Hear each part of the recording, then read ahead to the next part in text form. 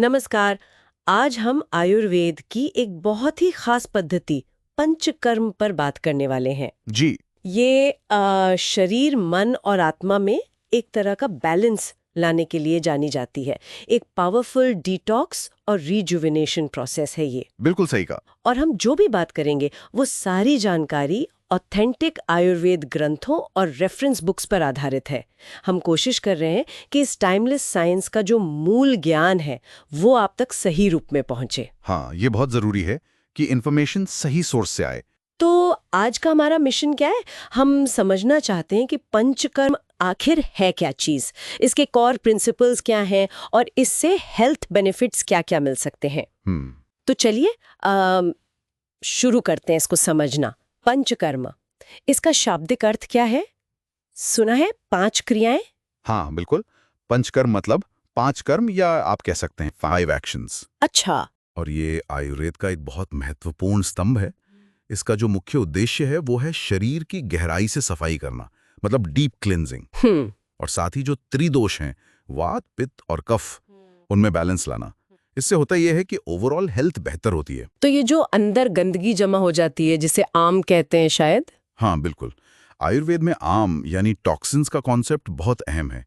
ये गलत खान पान, हमारी लाइफस्टाइल, स्ट्रेस, इन सब से शरीर में जमा हो जाते हैं। पंचकर्म का फोकस इन्हीं टॉक्सिन्स को शरीर से बाहर निकालने पर होता है। अच्छा। और ये जुड़ा है अग्नि से, मतलब हमारी डाइजेस्टिव फायर से। जब ये अग्नि कमजोर होती है, खाना ठीक से पचता नहीं और फिर आम बनने लगता है। और आयुर्वेद मानता है कि यही आम बीमारियों की जड़ है। जी बिल्कुल। ज्यादातर बीमारियों का मूल कारण यही माना जाता है। तो फिर ये 5 क्रियाएं कौन-कौन सी हैं, कैसे काम करती हैं ये? यही तो सबसे इंटरेस्टिंग पार्ट है। हाँ, यही इसका कोर है। तो ये 5 मुख्य थेरेपीज हैं: वमन, विरेचन, बस्ती, नस्य और रक्तमोक्षण। वमन। वमन मतलब थेरेप्यूटिक वॉमिटिंग। हम्म। ये खास तौर पर कफ दोष जब बढ़ जाता है, जैसे अस्थमा, ये बहुत ज्यादा बलगम, मोटापा, इन समस्याओं के लिए इस्तेमाल होता है।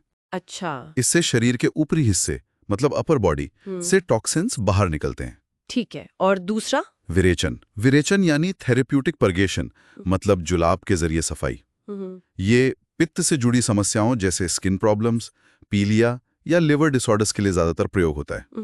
ये आंतों के रास्ते टॉक्सिन्स को साफ करता है। और बस्ती, ये तो काफी सुना है। हाँ, बस्ती आयुर्वेद का एक बहुत यूनिक कंट्रीब्यूशन माना जाता है। यह है मेडिकेटेड एनीमा। एनीमा। हाँ, पर ये सामान्य एनीमा जैसा नहीं है। इसमें औषधीय तेल या खास जड़ी बूटियों के काढ़े, डिकॉक्शन से इस्तेमाल होते हैं। ये खासकर वात रोगों जैसे आर्थराइटिस, कब्ज, कमर दर्द या क्रॉनिक पेन में बहुत इफेक्टिव है। ये कोलोन को क्लेंस भी करता है और नरिश भी। वाह। और नस्य, ये नाक से जुड़ा लगता है। बिल्कुल। नस्य में नाक के जरिए मेडिकेटेड ऑयल्स या हर्बल पाउडर डाले जाते हैं।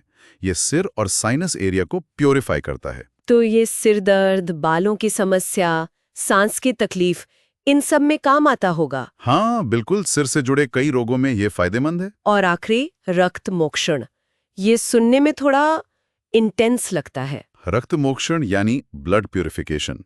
ये खून और त्वचा से जुड़े रोगों जैसे सोरियासिस, एक्जेमा या मुहासों के लिए इस्तेमाल होता है। इसमें क्या करते हैं? इसमें शरीर से थोड़ी मात्रा में अशुद्ध खून निकाला जाता है।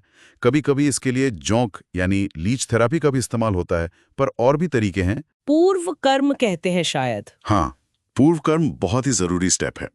इसके बिना पंचकर्म अधूरा है। इसमें मुख्य रूप से 2 चीजें होती हैं, स्नेहन और स्वेदन। स्नेहन मतलब तेल मालिश? हाँ, स्नेहन मतलब पूरे शरीर पर औषधीय तेलों से खास तरीके से मालिश करना। और स्वेदन मतलब शरीर को हर्बल स्टीम देना, जिससे पसीना निकले। अच्छा, और ये क्यों जरूरी है? ये प्रोसेसेस क्या करती हैं कि जो टॉक्सिन्स शरीर के टिश्यूज में गहरे चिपके हुए हैं, उन्हें ढीला करती हैं और उन्हें पाचन तंत्र यानी डाइजेस्टिव ट्रैक्ट की तरफ लाती हैं, ताकि जो मुख्य पंचकर्म क्रियाएं हैं, वमन, विरेचन आदि, उनसे ये टॉक्सिन्स आसानी से शरीर से बाहर निकल सकें। समझ गई। ये तो वाकई एक बहुत कॉम्प्रहेंसिव प्रोसेस लगती है। तो जाहिर है इसके फायदे भी बहुत होंगे। बिल्कुल, फायदे तो बहुत हैं। सबसे बड़ा फायदा तो है शरीर का थरो डिटॉक्सिफिकेशन। इससे आपकी इम्यूनिटी बूस्ट होती है, पाचन सुधरता है, मेटाबॉलिज्म बेहतर होता है। कई बार वेट मैनेजमेंट में भी मदद मिलती है। अच्छा। इसके अलावा मेंटल क्लैरिटी आती है, स्ट्रेस कम होता है, ये टिश्यूज को रिजुविनेट करता है, मतलब एक तरह से एंटी एजिंग इफेक्ट भी है। वाह। एसेंशियली ये शरीर के नेचुरल बैलेंस को रिस्टोर करता है, अग्नि को मजबूत करता है और ओजस, जिसे वाइटैलिटी या लाइफ एसेंस कह सकते हैं, उसको बढ़ाता है। ये तो कमाल है। लेकिन क्या कोई भी इसे करवा सकता है या कुछ ध्यान रखने वाली बातें हैं? हाँ, ये बहुत जरूरी सवाल है।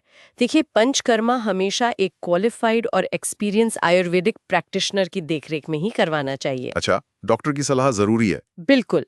प्रैक्टिशनर पहले व्यक्ति की प्रकृति यानी यूनिक माइंड बॉडी कॉन्स्टिट्यूशन को समझते हैं, उसकी करंट हेल्थ कंडीशन देखते हैं और फिर उसके हिसाब से एक पर्सनलाइज्ड ट्रीटमेंट प्लान बनाते हैं। सबके लिए एक जैसा नहीं होता ये। और कोई सावधानियां?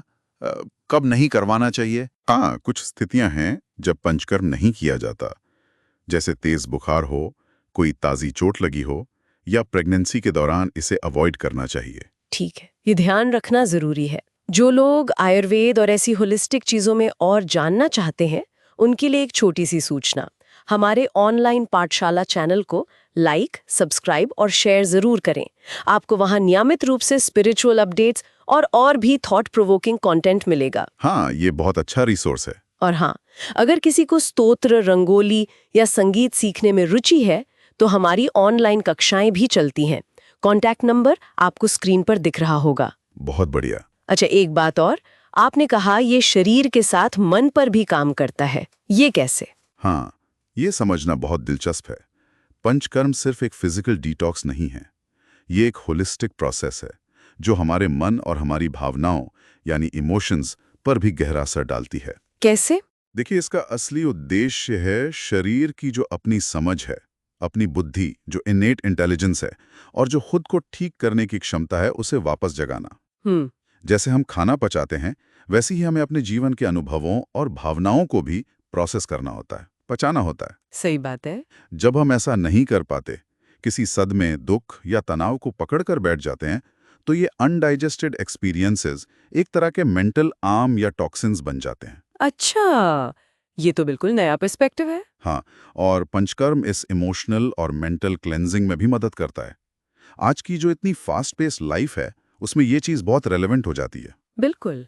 तो मतलब ये हुआ कि पंचकर्म हमें याद दिलाता है कि असली सेहत सिर्फ लक्षणों को दबाना नहीं, बल्कि शरीर और मन का एक गहरा संतुलन पाना है। एकदम सही।